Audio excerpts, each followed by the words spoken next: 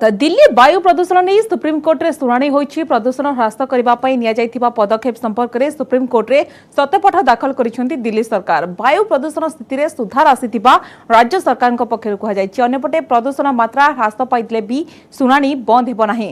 सोमवार मामलार परवर्ती शुणाणी हेबो। वायु प्रदूषण मात्रा रे सुधार आसीथिबारु आसंता 29 तारिख दिल्ली रे समस्त शिक्षा अनुष्ठान एवं सरकारी स्कूल खोलिबाकू निष्पत्ति होईछि। तेबे कर्मचारी मानकू निज गाड़ी बदल में अधिकरू अधिक पब्लिक ट्रांसपोर्ट रे यात्रा करबाकू कुहाଯାଇଛି। 27 रु सबु इलेक्ट्रिक एवं बैटरी चालित गाड़ी को दिल्ली भीतर को प्रवेश पाई अनुमति मिलिबो।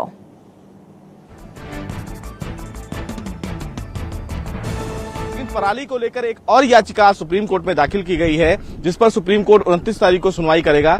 चरणजीत सिंह साहब हैं जिन्होंने एक अर्जी दाखिल की है। पराली को लेकर एक नई अर्जी आपने दाखिल की है, वो क्या है? Charanpal Singh Bagri. First of all, जो मेरी पिटिशन पहले भी हाई कोर्ट से ट्रांसफर होकर सुप्रीम कोर्ट आ रखी है, उसमें सारा सोल्यूशन जो है वो प्रोवाइड किया गया है। अभी तक जो गवर्नमेंट कर रही है वो ग्राउंड रियलिटी से कतई दूर है, इसीलिए तो इसका सोल्यूशन नहीं हो रहा। स्टबल का फार्मर की कोई गलती नहीं है, फार्मर के पास कोई ऑप्शन नहीं है। अगर स्टबल जो पराली है खेतों में पड़ी रहेगी, गेहूं की जो फसल हम लेते हैं ये बिल्कुल नहीं हो पाएगी। किसान को सल्यूशन देने के लिए कोई यूनिवर्सिटी ने अभी तक कोई स्टेप नहीं लिया, और जो धान और ये फसल है राइस की, इसकी वजह से पंजाब हरियाणा के पीने वाला पानी भी खत्म हो गया। वो वाली एक हफ्ते में 2 हफ्ते में पराली समेटनी है, रखने के लिए जगह नहीं है। तो इसीलिए जो स्टबल बर्निंग 20 दिन के लिए या 1 महीने के लिए करनी पड़ती है, मजबूरी बस। जो फार्मर की आपने बात की मैकेनिज्म की, अकेली मशीनरी ही कॉस्टली नहीं है। जो उस मैकेनिज्म को, मल्चर को, जितने रोटावेटर चलाने के लिए ट्रैक्टर चाहिए ना, 11 लाख का ट्रैक्टर चाहिए उसके लिए। और उसको जो जिसके किसान के ऊपर कर्जा कैसे लेगा उसको ऑपरेट करने के लिए? ये माना जाए कि सरकारें जो हैं वो किसानों के अगर साथ खड़ी होंगी तभी पराली की समस्या खत्म होगी।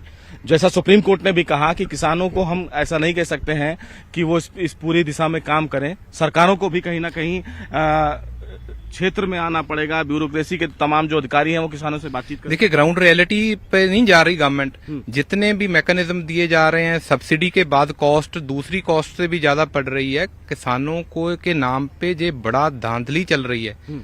सब्सिडी के रूप में पैसे जमा हो रहे हैं।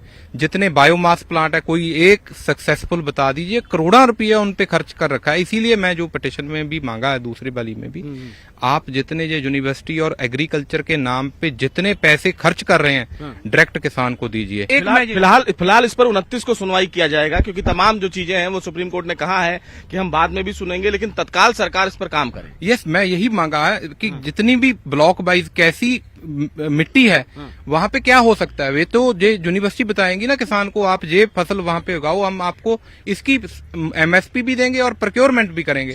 तो उसके बाद ये समस्या ही हल हो जाएगी, पीने वाला पानी भी बच जाएगा।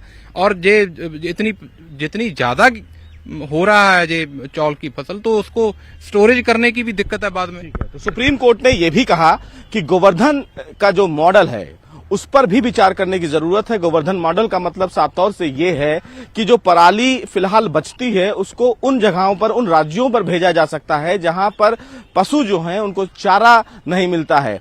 फिलहाल सुप्रीम कोर्ट ने 29 तारीख के लिए इस पूरे मामले की सुनवाई रखी है और ये कहा है कि वो 3-4 दिन तक मॉनिटर करेंगे कि प्रदूषण का स्तर कैसा है। उसके बाद सुप्रीम कोर्ट इस मामले में कोई अहम आदेश जारी कर सकता है। कैमरामैन संजीव वर्मा के साथ सुशील पांडे, न्यूज़ 18, दिल्ली।